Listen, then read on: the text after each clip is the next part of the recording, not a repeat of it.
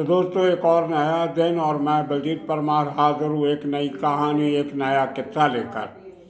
आज आपको सुनाएंगे मुंबई में सलमान खान के घर के बाहर हुई फायरिंग के केस में एक छठा एक्यूज पकड़ा गया है, जो बहुत ही अहम मेंबर लगता है इस पूरी कड़ी का।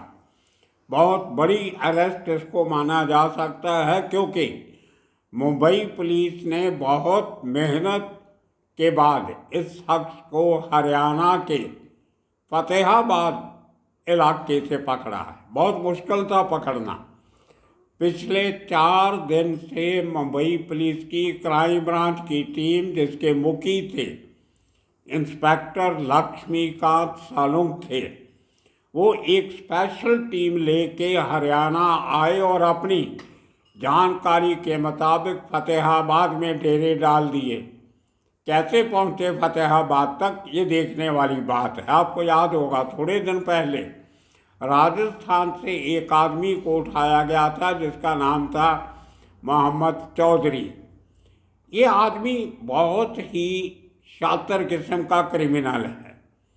जो पहले 4 लोग पकड़े गए थे, जिनमें से 2 जो शूटर थे जिन्होंने गोलियां चलाई थी, 2 आदमी बाद में पकड़े गए जिन लोगों ने उनको पनाह वगैरह उनकी मदद की थी, वो पंजाब से थे। उनमें से एक आदमी सुसाइड कर गया था। उसका 2 दिन पहले उसके गांव में अबोहर के पास उसके लास्ट राइट्स किए गए, उसका संस्कार किया गया, पहले पोस्टमार्टम किया गया और उसकी रिपोर्ट अभी लेके वो दोबारा फिर कोर्ट में जाएंगे।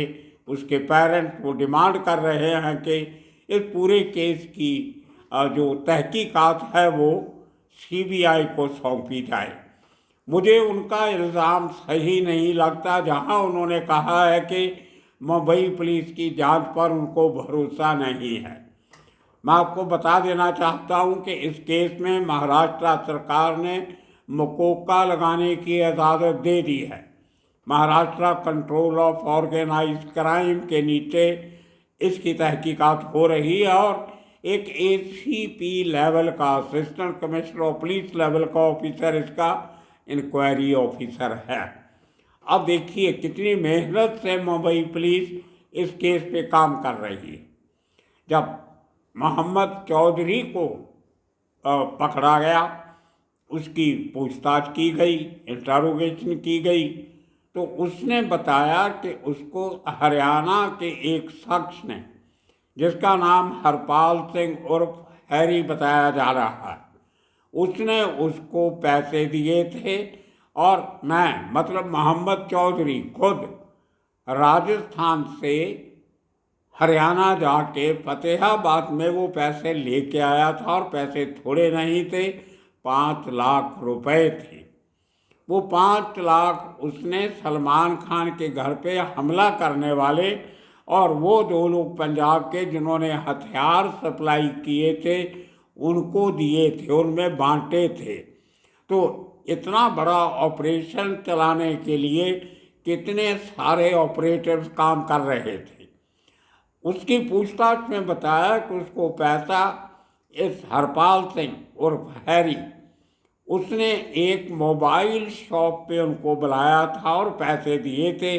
उसका कहना था कि उसको मोबाइल शॉप का नाम नहीं पता, उसका एरिया नहीं पता, उसने कभी फतेहाबाद देखा नहीं था। उसको जो कुछ जानकारी दी गई थी वो उसने पुलिस को बताई।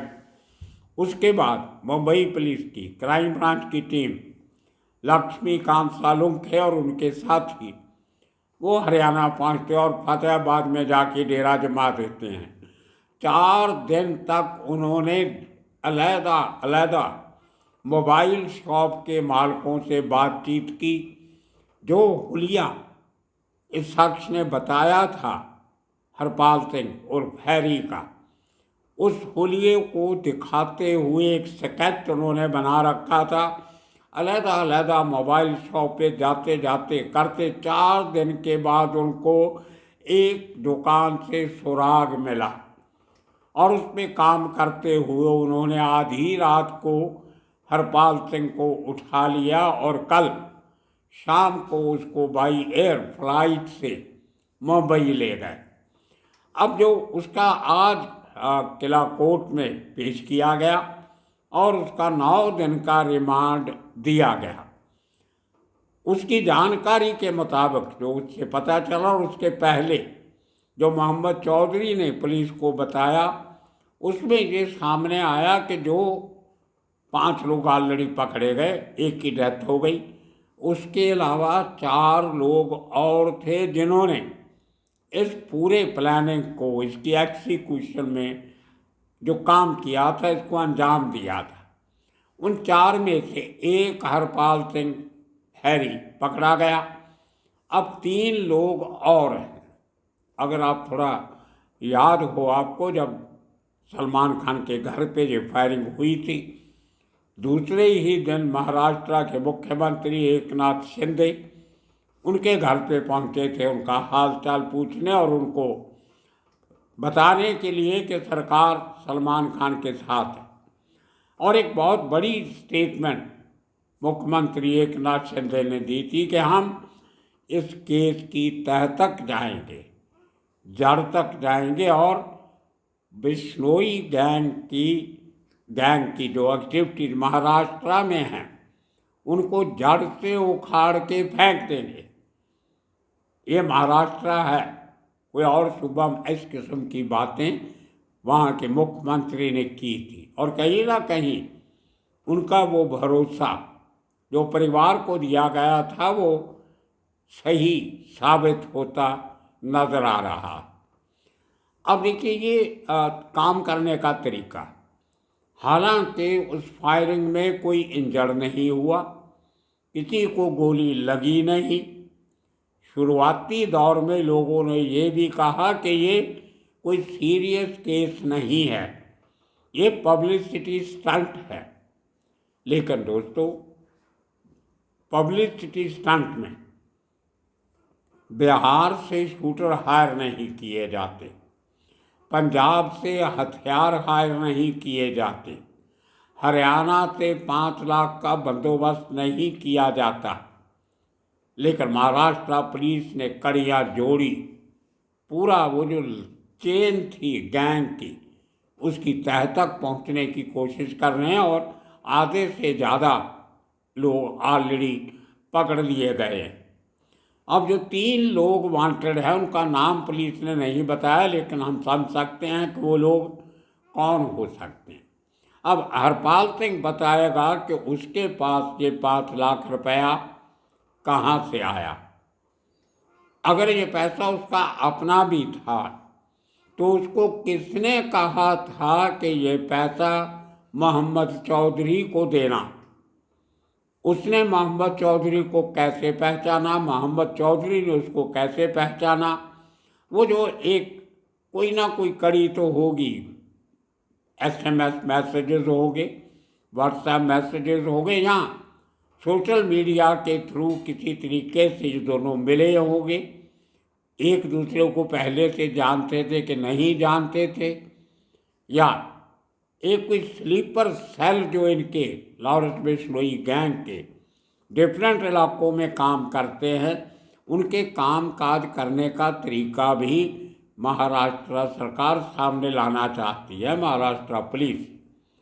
तो ये बहुत बड़ी और डिटेल्ड इन्वेस्टिगेशन हो रही है जो आमतौर पे पंजाब, हरियाणा, दिल्ली, यूपी, राजस्थान पुलिस नहीं करती है। इन राज्यों में अगर कोई बड़ी हादसा होता है, बड़ी घटना होती है, तो उसको केस सॉल्व करने को ही ये बड़ी प्राप्ति मान लेते हैं।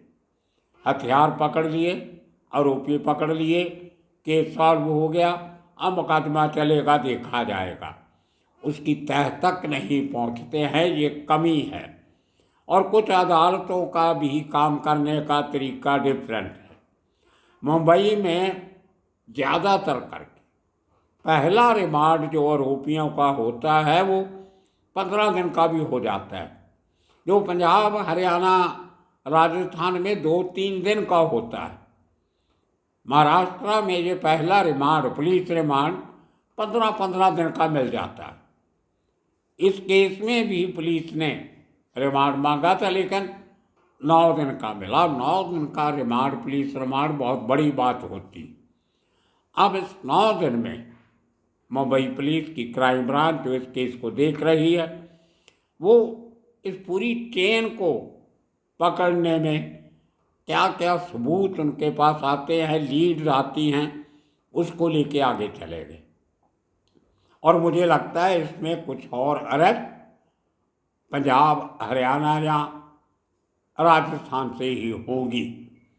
वो फाइनेंसर जो बिश्नोई गैंग के कहने पे हफ्ता वसूली करते हैं और वो पैसा अपने बॉसेस के कहने पे आगे अपने गुर्गों में बांटते हैं, उनको फाइनेंस करते हैं ऑपरेशन।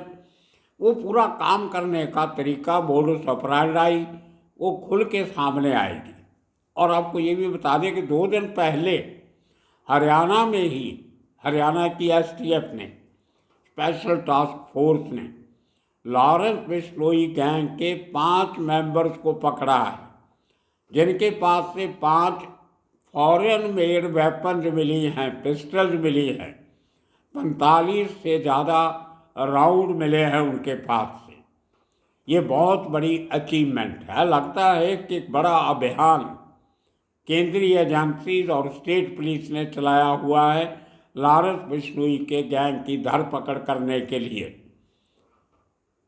ये एक कंसल्टेड एफर्ट होता है। कहीं एक राज्य की स्टेट, अब लॉरेंस बिश्नोई गैंग को एक स्टेट का गैंग नहीं है, वो इंटर स्टेट गैंग है। अब तो इंटरनेशनल गैंग भी हो गया कि उसके बड़े सरगना विदेशों में बैठे। अनमोल बिश्नोई अमेरिका में, गोल्डी ब्राड अमेरिका में, इनके और साथी कोई थाईलैंड में है, कोई ऑस्ट्रेलिया में है, कोई पुर्तगाल में बैठा है, कोई अजरबैजान में बैठा है, कोई साउथ अफ्रीका में बैठा है।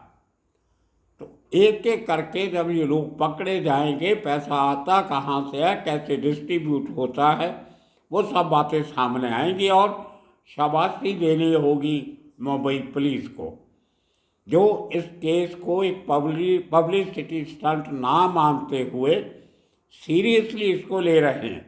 और उनकी ये हिम्मत सामने नज़र भी आ रही है, फल लेके आ रही है, रिजल्ट सामने आ रहे हैं।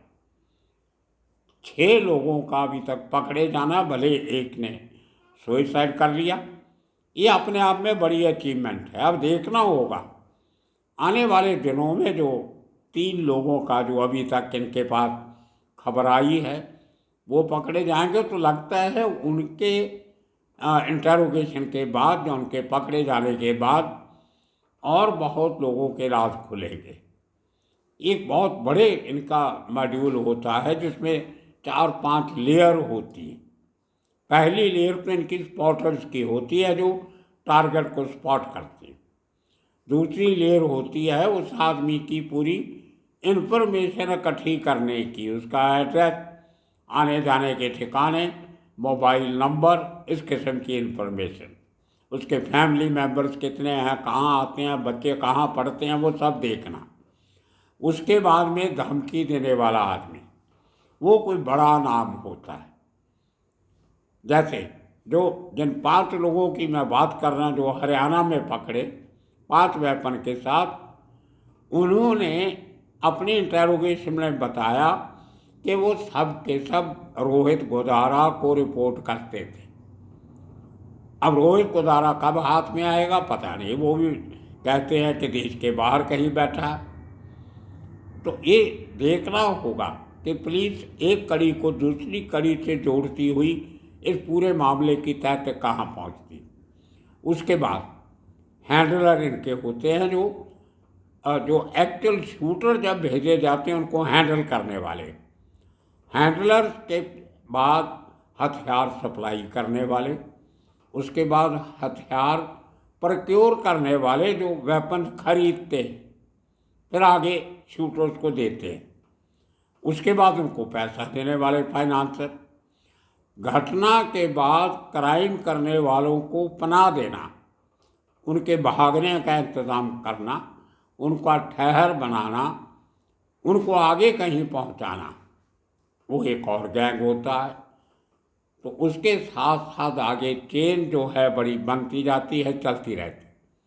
अब मुझे लगता है इस केस में महाराष्ट्र पुलिस एक बहुत बड़े इनके मॉड्यूल को ख़त्म करेगी और आने वाले दिनों में जो और लोग पकड़े जाएंगे उनसे दूसरे मॉड्यूल्स का पता चलता है कि नहीं, वो देखने वाली बात है। लेकिन अच्छी बात ये भी है कि हरियाणा पुलिस ने मुंबई पुलिस के दल को पूरी मदद की, उनका रहने बहने का इंतज़ाम किया, उनके साथ पूरा सहयोग दिया।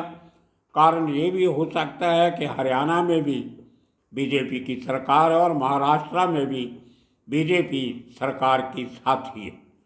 होम मिनिस्टर महाराष्ट्र के जो है देवेंद्र फडणवीस, वो बीजेपी से आते हैं, पहले बीजेपी की तरफ से मुख्यमंत्री भी रह चुके हैं। तो जब हाईएस्ट लेवल पे होम मिनिस्टर के लेवल पे तालमेल बैठ जाता है तो नीचे पुलिस का तालमेल अपने आप जम जाता है। और अब राजस्थान में भी इनकी अपनी सरकार है। अब जो आगे वहाँ काम करना है वहाँ भी इनको पूरा सहयोग मिलेगा। उत्तर प्रदेश में भी बीजेपी की सरकार है, हथियार आते हैं मध्य प्रदेश से, वहाँ भी बीजेपी की सरकार है। तो लगता है ये बीजेपी की सरकार होने का बेनिफिट भी महाराष्ट्र पुलिस को मिल रहा है, उनको पूरा सहयोग, पूरी कोऑपरेशन मिल रही है। तो देखते आने वाले दिनों में और कौन कौन कितने लोग पकड़े जाते हैं और इनका जो बिश्नोई गैंग का जो काम करने का तरीका वो किस कदर सामने आता है, वो देखने वाली बात होगी। तब तक के लिए आप सबका बहुत बहुत शुक्रिया, धन्यवाद।